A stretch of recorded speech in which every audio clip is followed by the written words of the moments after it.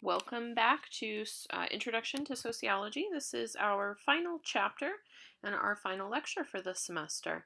So we're going to be focusing on social movements, the change that they produce, and we're also going to talk a little bit about technology. And so this is chapter 11 from the Schaeffer text. Let's go ahead and dive in. Okay, so we're going to start off with a discussion of social change. Our textbook defines this as the significant alteration over time in behavior patterns, right? So we're talking about patterns that we're seeing with behavior, not just individual behaviors changing, as well as culture.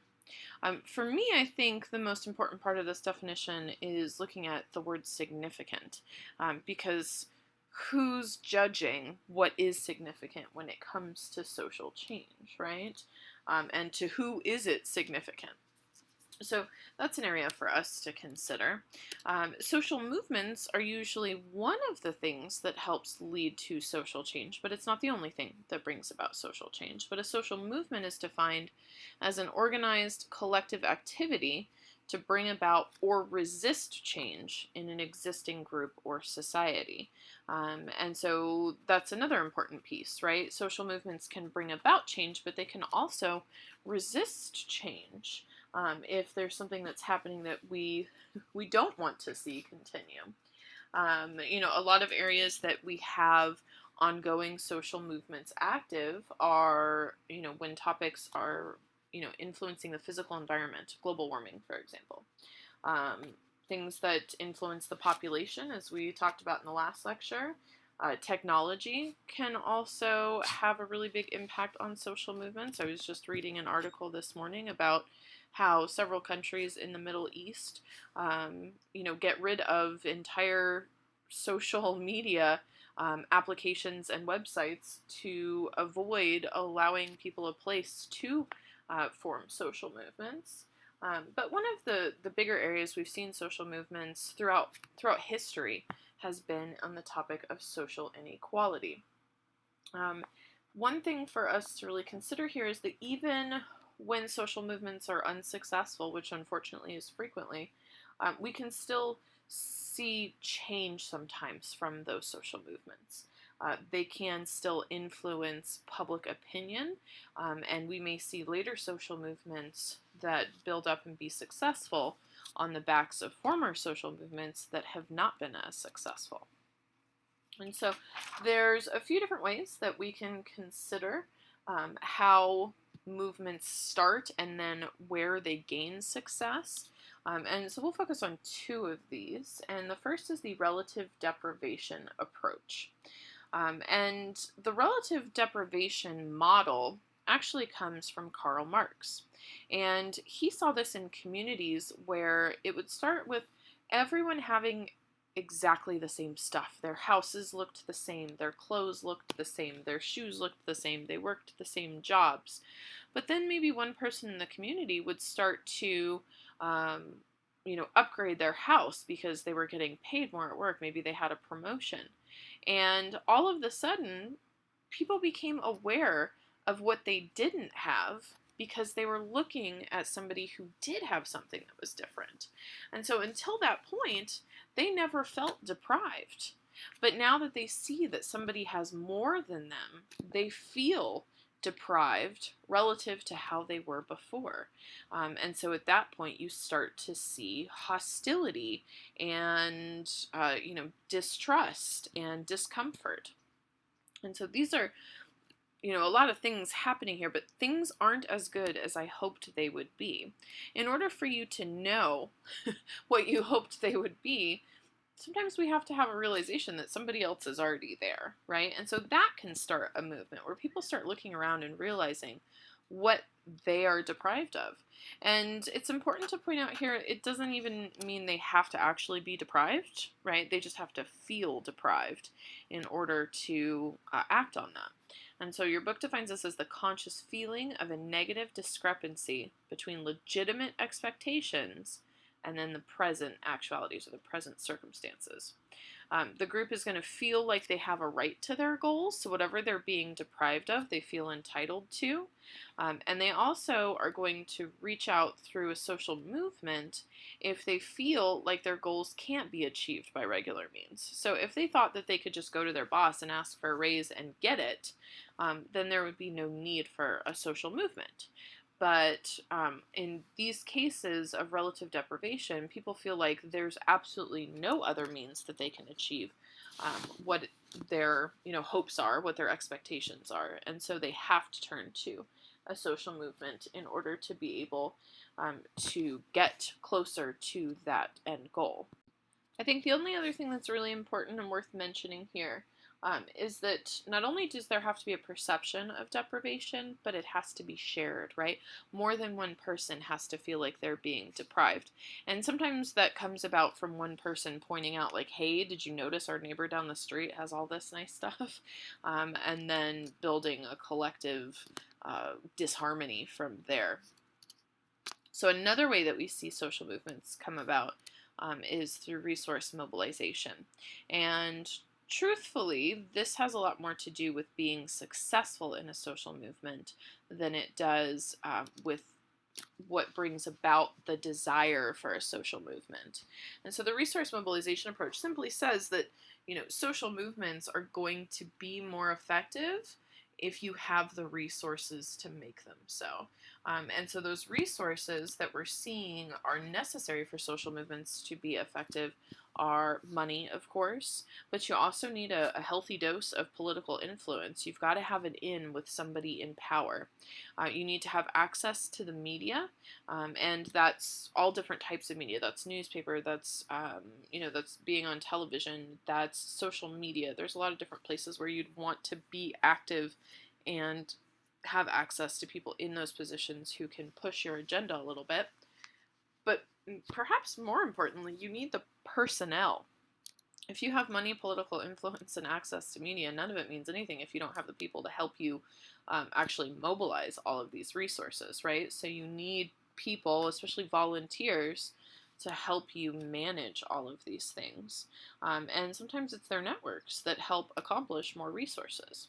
And so from this perspective, the success of a social movement is going to depend entirely on how effectively that social movement uses, has access to, and mobilizes those resources. And so in studying successful social movements, we know that they need a really strong leadership, and they also have to have heavy recruitments. They need lots of people who are involved and ready to do their bidding. And not only will that determine the success, but it also will determine how long that movement sticks around. Groups, communities, and subcultures, oh my. One of the reasons that sociologists like to study social movements doesn't just have to do with social change, but rather looking at these groups, they're microcosms of society itself. And so we can see how groups end up developing norms, for example, right? Because within each of these social movements, you're going to have new norms that develop that go against, or maybe they are just more exaggerated than you would see in society, but they're an integral part of the identity of the group members. Sometimes we see new language develop around that, and that doesn't just mean within the people who are using or are participating in the social movement, but that can catch on. For example, for a long time we referred to African Americans as Negroes, and so as the social movement for equality really took off, the language changed, and so we started referring to African Americans as blacks or African Americans instead of the more derogatory term. We can even see, old folk. Old folk was one of the ways that we used to refer to all of the elderly, but now the elderly is a much nicer way of referring to them. And if you want to be even nicer than that, we can call them senior citizens. And, another example would be the gays. We talked about the gays, and now it's more politically correct and socially appropriate to refer to gay individuals as homosexuals. And so it's all about, starting the change of language within the people of the social movement, but then hoping that that catches on with a larger narrative. There are a lot of expectations from the members of the group, and if you think about the groups that you belong to, you already have expectations, right? So if you're a student, then you have expectations of teachers and schools. If you belong to a club, then each person has a role. And so when you join a social movement, there are similar expectations depending on what your role is within that social movement. There has to be some level of leadership present. You can't really have a social movement without somebody to guide it. And I think this is one of the areas that it's interesting to watch what's happening in Ferguson right now with the protests and the riots surrounding the death and then the grand jury results for the shooting of Michael Brown. And we're seeing these protests pop up all over the United States, kind of like we saw with Trayvon Martin. But there isn't one single leadership that's guiding these movements, and so that makes it a lot more difficult for the movement to accomplish what it wants to or what it needs to. But there's definitely social organization. There are people who step up, and there are people who understand how to access the resources that are needed, and what's going to be the most effective way to get the message out. There are lots of successful social movements. These, of course, are just some of our bigger ones, but just the abolition of slavery, getting rid of slavery, that took a lot of time, a lot of effort, and a lot of people changing their views, but was eventually effective. Women's suffrage, another way of saying the right to vote. And that also took a really significant amount of time. But now none of us like to vote, right? So we don't always see social movements continue once they've achieved their purpose. Sometimes they take on new meaning, but oftentimes they kind of just fall away, they dissipate.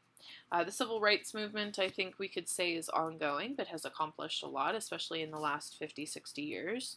The disability rights movement is one that doesn't get a lot of credit, but consider this.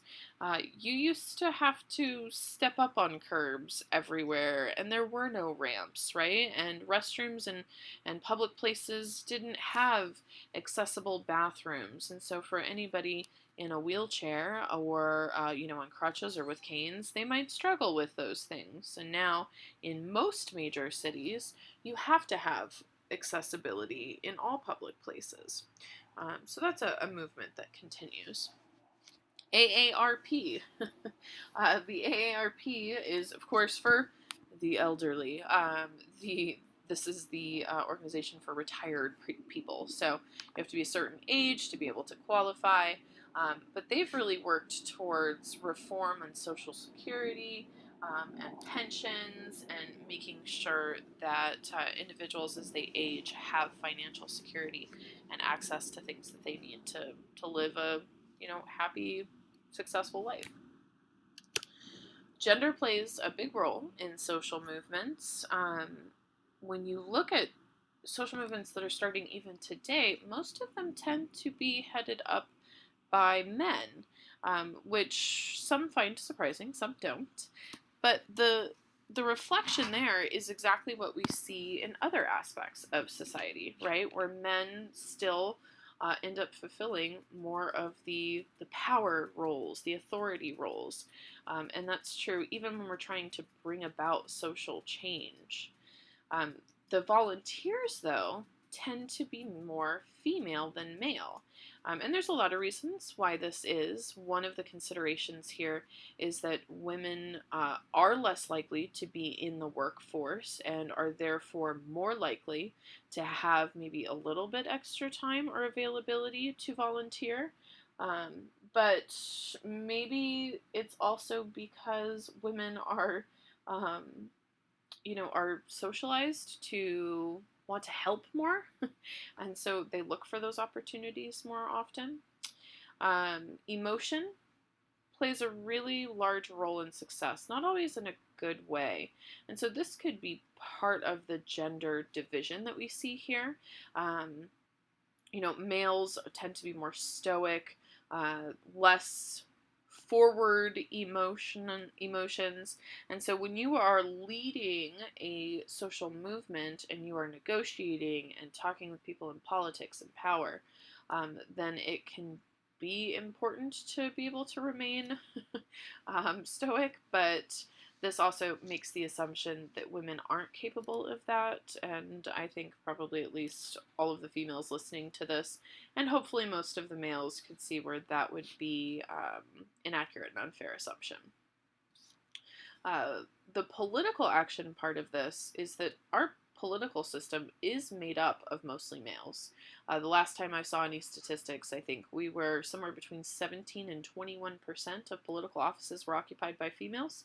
That's incredibly disproportionate considering half of our population is female, right? And so with only 20% representation in politics, that means that in a lot of ways it's still a boys' club. And so having a male leader could potentially help you be more effective because males make up the leadership of this country as it is. Not a good thing, but just something for us to recognize. New social movements tend to rise up now around economic issues. So they're not as likely to surround the like women's rights or racial inequality. They have a lot more to do with people not having what they need to survive. And of course, we can look and see what populations are more affected by that. But it does tend to surround money more. So we're looking more at values. We're talking about the identity of somebody. And we're also talking about the quality of life. I was listening to NPR yesterday, and they were covering all of the riots in Ferguson. And they were interviewing this woman who's dropped out of nursing school to try and, participate more fully in these protests. And they asked her, why would you do that? Like, why wouldn't you continue to pursue your education so you could provide for your family? And she said, this is about who I am. Before I'm a mother, before I'm a student, I'm a Black woman. Like, that is such a deep and integral part of my identity. And that's why I'm here. That's why I'm on the streets, because all of that informs on me as a mother and me as a student. And so I need to do what I think is right in order to be able to do the other things in my life well. And I thought that was kind of an interesting take, and certainly shows us that social movements can be very heavily rooted in our identity and, of course, our quality of life. And so the agendas have become much more complex, right? It's no longer just about freeing the slaves or, getting women the right to vote, but it's about trying to level the playing field, at every level. So we have multiple issues. We have social movements that are attacking multiple issues, not just taking on one singular issue. And we're also seeing them span the globe. So maybe something starts here and takes off and is also happening in other countries, or it starts somewhere else and comes here. Certainly we can see this with a lot of the focus that's been put on Africa. And here we call it the movement of the invisible children, where kids are getting basically kidnapped in the middle of the night and are forced to become soldiers. So that's affecting there, and people are trying to fight it, but, the movement's been brought here, and so people are trying to help fight that here, too. Social movements are now more likely to be composed of people who are highly educated and in the middle class, again, because they have the understanding, they have the means, and they're more likely to have the resources. But in most new social movements, the government is not considered an ally, right? We still have to work with political figures in order to make any progress, but the authority of the government, it has really dissolved in a lot of ways, especially with approval ratings going down, and just a general sense that our politicians aren't really capable of doing the things that the people need to see an improvement in their quality of life. we can look at social movements in the ways that they are, becoming more global. A big part of that really comes down to technology and what technology allows us to do. So there's much larger audiences, and that has its pros and cons. On the one side, we have a false sense of intimacy, right? So people start to feel really closely connected to maybe the individuals that are affected by something that's going on. And that false sense of intimacy, which can be negative, ends up having a positive result of immediacy because people feel like they have to act now. And that is the best friend of a social movement, right? Immediate action. Um, we're acting and reacting as part of a local village, and therefore we're not so far away. And it's good for us to pay attention to what's happening around the world because these things do end up influencing our lives too in one way or another. The movements are growing and developing a lot faster because of technology. A few years ago, we had 4 separate governments that were overthrown because of social media, right? With people saying, everybody get to this place at 12 o'clock today. We're going to protest this dictator, or we're going to protest this government. And in so doing, the outpouring and the volunteerism was just so huge that the only thing the dictators and the governments could do was resign. So it can be really, really effective in that way. And it's linking them to similar-minded people around the world. And one of the things that happens when we get linked up with people who think the same way is we begin to feel even stronger about our beliefs. We begin to feel like we're even more right than we did when the whole thing started. And so that global consciousness brings on these common values, these common goals, despite our differences, and can really help a social movement take off. Focusing more on the social change, I just have this chart for you that I wanted to share, looking at how things do change. So I've got the 4 columns, 1850, 1940, 1960, and 2011, right? So these are the years that are represented with this data. And then I'm looking at several different things. I'm looking at the percentage of the population that did not have a diploma, right? Never received a diploma. The percentage of women working, the life expectancy, the age to marry, and then patents issued has to do with innovation. When you get a patent, that means that you've created something new, and so nobody else can take credit or profit for that particular invention. And so if you just look for the 2 outside columns, 1850 to 2011, we can obviously see some really big differences. Diplomas went from being scarce to being the norm. Women working have gone from 22% to 72%, with the largest increase actually happening from 1940 to 1960. Life expectancy, thankfully, has increased pretty significantly from 1850. In a lot of ways, we have technology to thank for that. And you can be thinking about where that's going, right? How long are we going to live here fairly shortly? The age to marry, though, is not a place that we've seen a lot of fluctuation if you just look at this snapshot of these years. So in 1850, people typically got married about the age of 26, and in 2011, that was closer to 28. So what do you think would explain why we don't see as big of a shift here? The last one here for us to think about is the patents. Part of this comes from the process, part of this comes from technology, and part of this comes from just a population that's much, much larger now.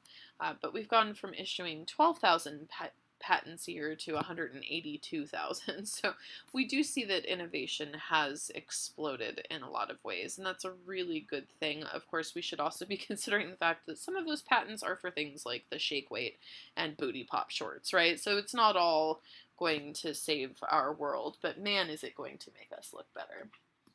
Gotta love those infomercials, right? So there's a lot of theories about social change, and so this is the first theory for us to think about, and that is evolutionary theory, and it follows the model that Darwin created, although we're not talking about animals, right? We're talking about society. And so the idea here is that society is always moving in a direction. And so change is inevitable. But a lot of that change is also full of ethnocentricity. And if you remember that word, we talked about that in the chapter on culture. And ethnocentricity means that we look at things from our own perspective and we fail to see things from the perspective of others.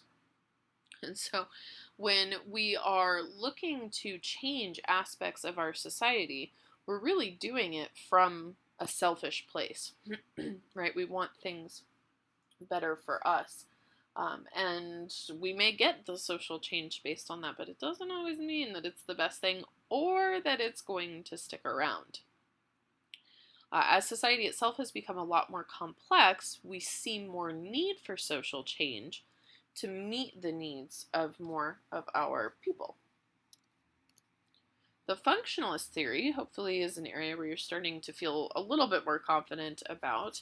Functionalists propose what we call the equilibrium model. And so this is back to the balance, right? Society is all about establishing a balance. And so functionalists say that social change happens, right? Like it's a natural part of living in a society. But whenever change happens in one area, we see adjustments in other areas. And those adjustments are happening in order to help balance out the impact of social change. So there are 4 different things that are happening here. We have differentiation, and this is where we see the social organization start to increase in its complexity. So, we used to have medicine men, and now we have doctors who have specialties, right? So we differentiate more as we become more complex. Adaptive upgrading has to do with our institutions becoming more specialized. So this is that move from a doctor to a doctor in different fields, right? Because now we need doctors who just know how to birth babies or cure common colds or fix people's broken knees. Inclusion means that we are starting to include groups that were previously excluded. And so if you look at the field of medicine, we've gone from having just white men as doctors to including African Americans and all racial minorities, as well as women, right? So that inclusion process is important, and we see that with complexity. And then there's the value generalization. And the value generalization means that new values are developed that help us tolerate and legitimate more of the activities that we're doing. And so this just is part of the process for us to adjust to social change as it's happening. Conflict theory looks at social movements and social change as necessary because of the inequality that exists within our institutions. And so they see that despite social change and social movements, we continue to have a lot of inequality. And that's because there always remains a group that's dominant, right? There's always somebody who's ahead of everybody else. And so we need to continue to push for more change, but we also need to be wary of the exploitation that's happening, within social movements, within society in general, and until we're aware of our own exploitation, social movements and social change can't really effectively get rid of inequality. So at this point, I'd like to encourage you to think about the ways that you're exploited. There is a lot of resistance to change, and there's so many reasons for this, but one, it's too demanding, right? We have lives, we have children, we have bills to pay, and all of that can make it really difficult for us to get on board with any major type of social change. We see the injustice of things around us, but we just can't imagine stopping and getting involved.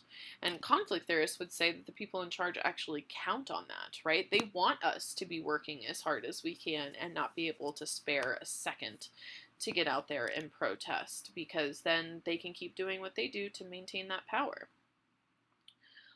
Suffering for the other side means that there's a lot of concern for both sides. So yes, maybe social change would be good, but You always are keeping in mind what the possible negative impacts could be. The economic cost is obviously looming over. Most people don't have extra money to contribute towards social movements or even to risk losing themselves. If you look at the fight over minimum wage, you've got all of these minimum wage workers who would love to get paid more, but then you have business owners who are saying that they could never afford to pay workers more, right? So that's why they're fighting back. We have a cultural lag, meaning that we don't sense the immediacy of change when it's needed. And we might never, right? That could always be a problem. And sometimes social change conflicts with our values. We've been socialized, to believe in one thing, and we've been taught that it's wrong to challenge it. So we feel guilty or we feel shameful, even if there's an inkling within us that, knows social change could be better for more people. We're also resistant to new technology, especially as we get older. Think of your grandparents. New can be scary, and so we resist that in a lot of ways. We do see culture changing, and that's an inevitability, right? We have the material culture, and this changes far more quickly than anything else. And so we have our inventions, we have our artifacts, being, what would be found if the zombie apocalypse happened right now, 100 years from now, what would people find about our stuff? But that also means technology. Material culture is stuff, and that stuff represents who we are, what we like, what we do, what we want, what we need. Non-material culture, however, those are our ideas. These are our values, the things that are social norms for us, how we communicate and how we organize ourselves. And so non-material culture is much slower to change, and can be much harder to keep track of, right? If you think about 600 years from now, people are coming back and studying our culture. It's going to be easy to figure out what our inventions, artifacts, and technology are, but not so easy maybe for some of these other things. But the two are linked, okay? Material culture indicates non-material culture, and vice versa. Now let's talk for just a moment about technology. We know that the lifespan of new technology is decreasing, and there are practical reasons for this and impractical reasons for this. It used to be when you would buy something, you would buy it and it would be yours for life, right? Like think of your grandparents' stuff and how much of it they've had for 40 or 50 or 60 years. You'd buy a toaster and it would come with a lifetime guarantee, and that toaster would continue working for the rest of eternity, which is great. But one, we like new stuff, and two, if you sell everybody a toaster that's going to last forever, then all of a sudden there's no longer a market for toasters, right? And so by decreasing the lifespan of technology, that drives a demand for new technology. We've talked about the various ways that technology has impacted social change and social movements, but it also causes a lot of social strain. Just think about how we interact differently today than we did 20 years ago before we had our smartphones. And then we have those who reject technology, and every now and again I have a student who will volunteer that they have no cell phone, no Facebook, and all of those things, and everybody stares at them like they're a caveman. Everybody's in awe. But there are people who reject the way that technology is changing our life, and sometimes I have to give them some props, right? Because that can be a really hard thing to do. The computer has been really interesting to watch evolve. We actually had the first computer system in 1962, but it was designed for a really specific purpose, and it wasn't something that people had access to, so usually only people in specific jobs like the military. Eventually, that started to change, and the computer use and then eventually internet use began to differ, right? People started to have computers, but not necessarily be online, and looking for information. So we've seen a big shift there. In 1997, 22% of 3 to 17-year-olds had an in-home computer. And by 2009, 77% did. And 93% had access somewhere at school or a public library. And so this has really started to change the personal aspects of life to public aspects of life, right? You used to think, wow, I really want some Starbucks this morning, and now everybody on your Facebook page knows that. So it's really transformed the way we communicate, the way we process information in life, and sometimes that ends up being really negative, right? Have you heard the stories of the people who've lost their jobs because of the things that they post on Facebook? You gotta be careful. It does empower us. Imagine life without a computer, without internet, without your cell phones. It gives us access to more information and helps us be a little bit more in control of things. But at the same time, we abuse it, right? And so we lose out on some critical thinking skills significantly. And censorship has become a major issue. Censorship really meaning privacy and how much privacy do you have? Anytime you search for something online, your computer and every company that wants to sell you something is going to link up, and they're going to know, and they're going to follow you online until you buy their product. So privacy has really gone out the window.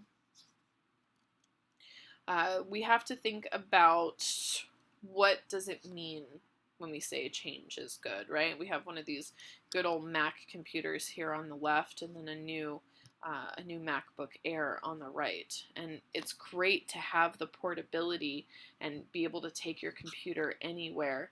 But at the same time, do we really need to take our computer everywhere with us? And by need, I really want you to think about that word. Like, what does it mean to need it with you at all times? You can see that cell phone down on the bottom. I remember my grandparents having one of those, and I just thought it was the coolest thing ever.